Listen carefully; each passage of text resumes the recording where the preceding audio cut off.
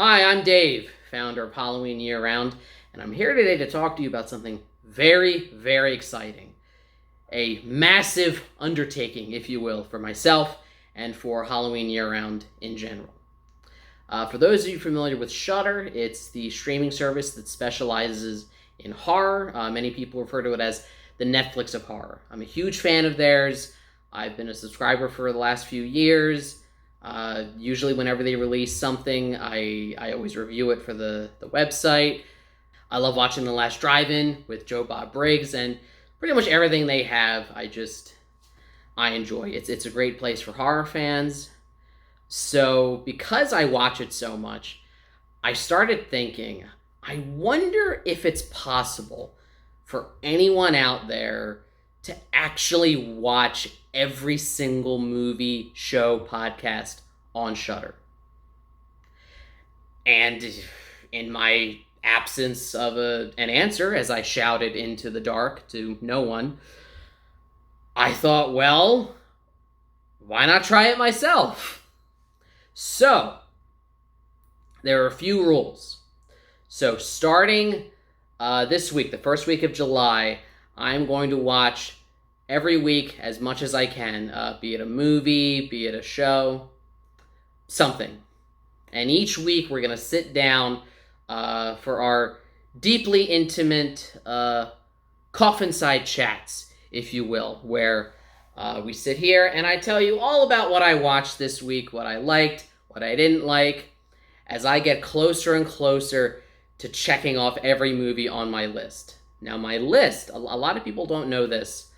I wasn't really able to find it anywhere. I sort of had to do it manually. So I made a spreadsheet of every single movie, show, and podcast that Shudder has. Now, there's always stuff being added, every week, and a lot of times there's stuff leaving, so it fluctuates. But usually, all that stuff combined, be it movies, shows, and podcasts, there's usually close to 400 things on it at any given time. And starting this, I've actually only ever watched like a third of it. So, the challenge stands. I have until midnight, December 31st, 2020, the year that we all can't wait to be over. I have until December 31st, 2020, New Year's Eve, to finish. Now, the stakes are very, very high. Some of you may not know this about me, but for those who have watched my other videos, I have my lovely fiance, Jessica, and we are engaged to be married on October the 31st, 2021. No, we didn't push it back because of COVID. We actually, that was always the date that we had even before all this started, just so we had more time, to plan for the wedding. So we've had kind of a debate back and forth. She is not exactly a fan of my long hair. She kind of prefers me like this. If I fail, I have to get a haircut for the wedding. I have to get my short hair back again, and I have to get rid of all this if I lose. However, if I win, not only do I get to keep this glorious mane, if you will, but if I win, I get final say of the music playlist for the reception. Maybe some Monster Mash, maybe some Rob Zombie, maybe some horror movie themes.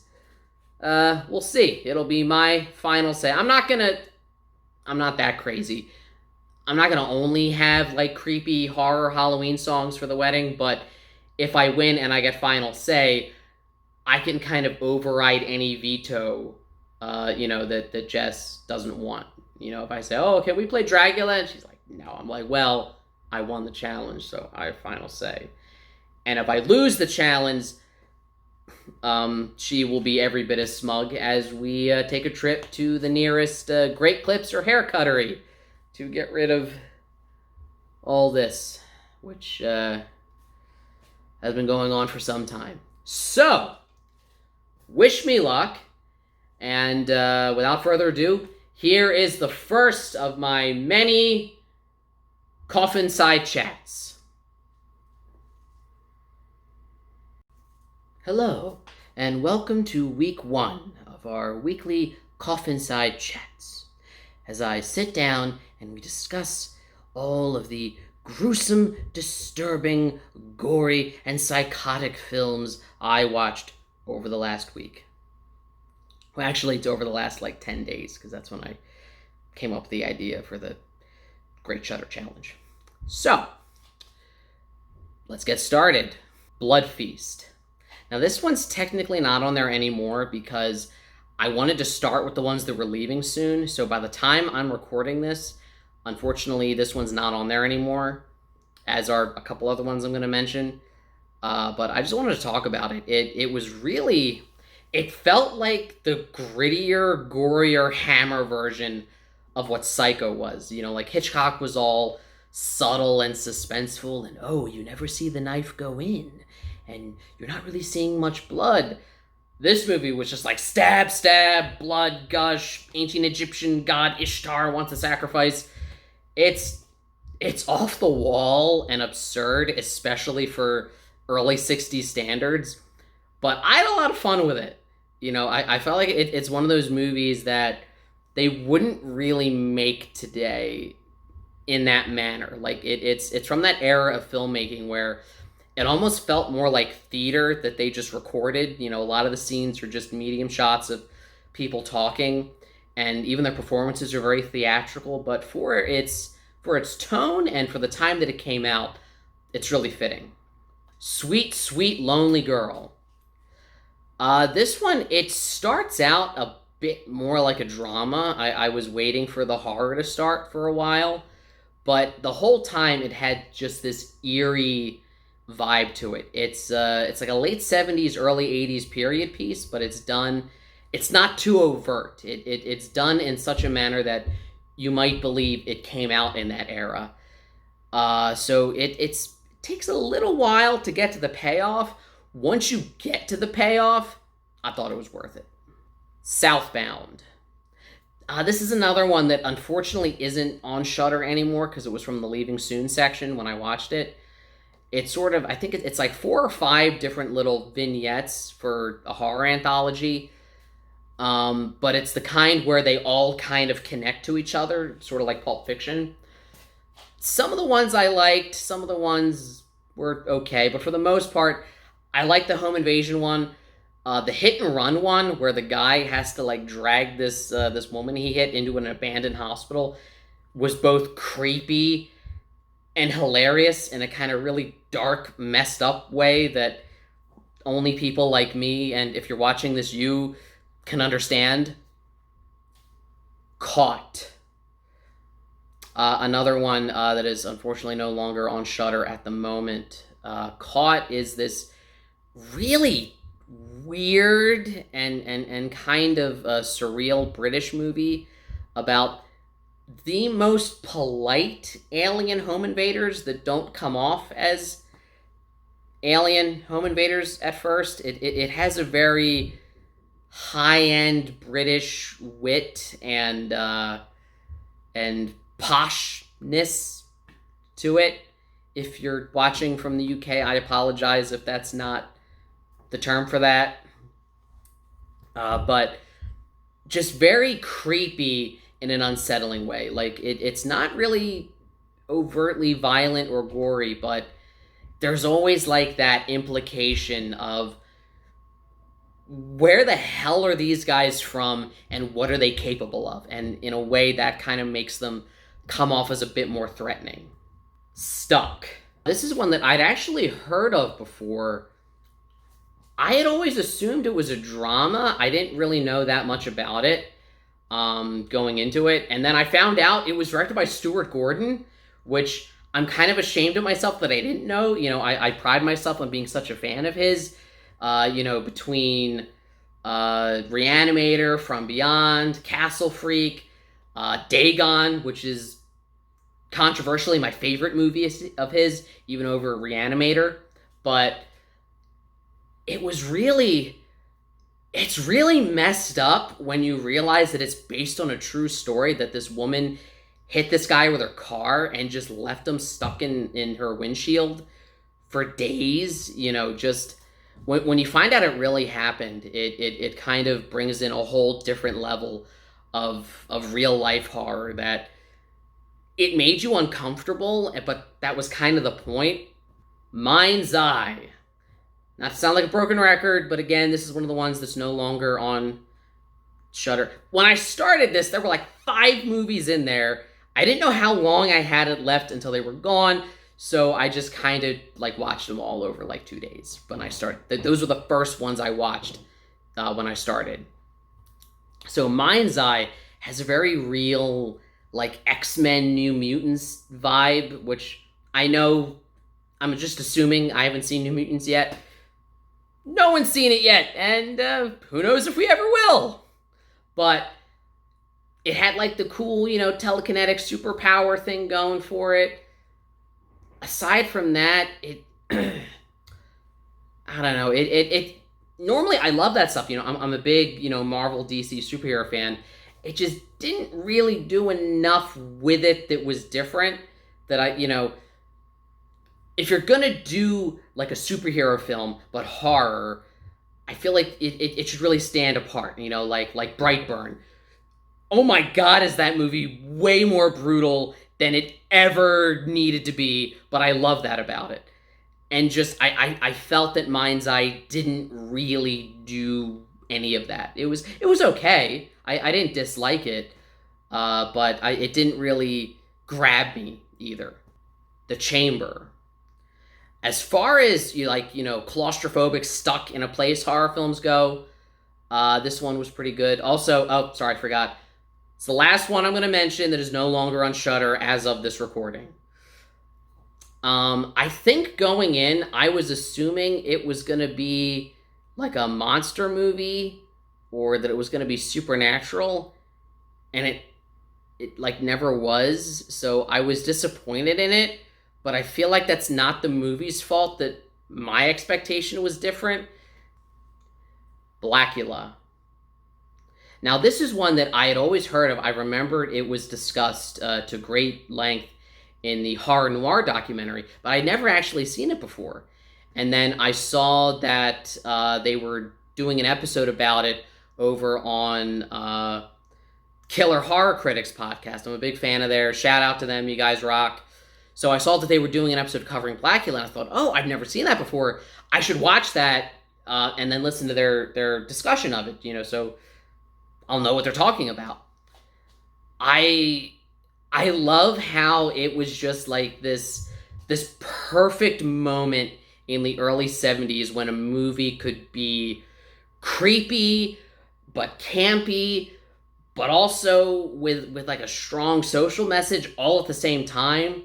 It was a movie that very easily could have been just cheesy, exploitation that had no redeeming qualities, that just kind of used, its cast members as cheap props.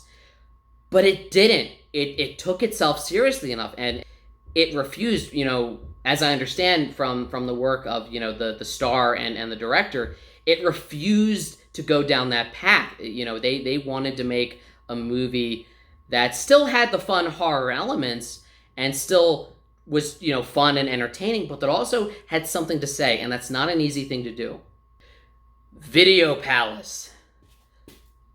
Oh my God. So, I had never actually listened to any of the Shudder podcasts before. I was only vaguely aware of their existence, and I wasn't sure what to expect. And so I looked at Video Palace. I'm like, all right, only 10 episodes. Each one's about 20, 30 minutes. Well, my commute to work is about 30 minutes. So for 1 week, from Monday to Friday, I listened to it. I would listen to an episode in the morning on my way in, and then I would listen to the next one on my way back home at night. So, what a cool. I was expecting it to be like you would expect a podcast, like nonfiction. It's just some people talking about movies. I love that it told a story. I love that it felt like a callback to old school radio plays. It's really creepy. It's a lot of fun, and it certainly made my drive to and from work much more interesting, especially for my first week back at work after this whole pandemic. The core. So after watching Video Palace, in one of the bonus interviews, they're interviewing my man Sam D. Zimmerman, who is the curator over at Shudder. I've spoken with him whenever they do the Shudder hotline this past April. I was the one crazy guy who called it every single week, and I would ask for, like, give me something gory, scary, funny, and something sci-fi.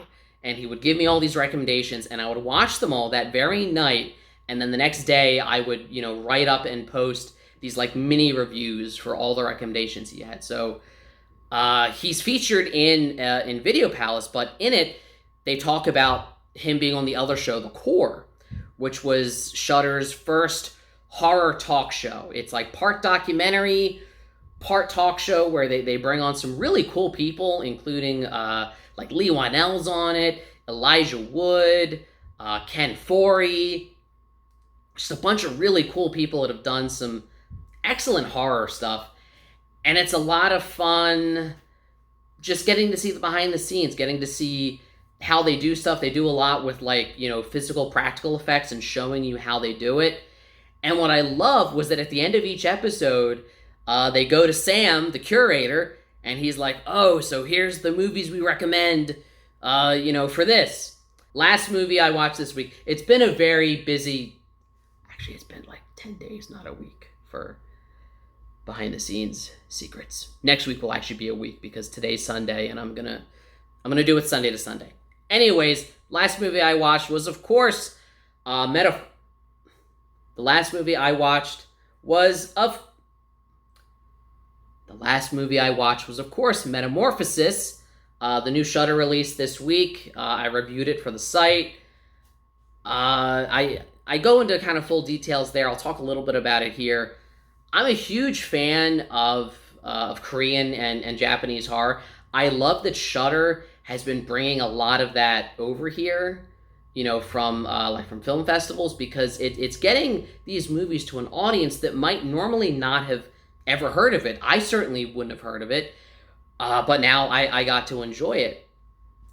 I like that. I think that it's a trope in Asian horror. It's sort of the image of the creepy young woman with the long black hair, like in The Ring, The Grudge, you name it. It is a trope. Like all tropes, it's done a lot, but it doesn't necessarily represent every single movie of that genre. And what I loved about Metamorphosis is that it's this very serious exorcism, like horror drama. The main character reminded me a lot of Father Karras from The Exorcist, where he's struggling with his own faith. He's not sure. What am I doing with my life? Dealing with demons isn't easy. And then when they start to go after his family, just because of the connection to him, what a disturbing idea. I mean, it's touched on a little bit in the Conjuring series, where you see that the Warrens' daughter Judy gets affected by stuff they bring in, particularly the Annabelle doll, like in Annabelle Comes Home.